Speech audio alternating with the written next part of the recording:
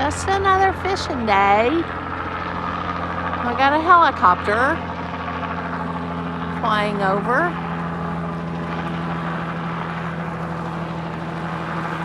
I don't know. This is where we're fishing today. And there's a teepee over there.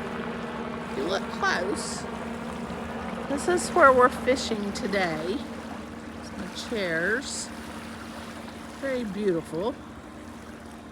And of course, Tommy rigging up my fishing pole.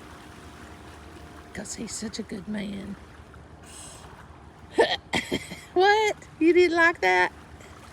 You know it. And if we catch some fish, we'll let you know. We'll probably catch and release today because our freezer is full. And it's not very big. And we are having salmon tonight. We haven't had it in a few days.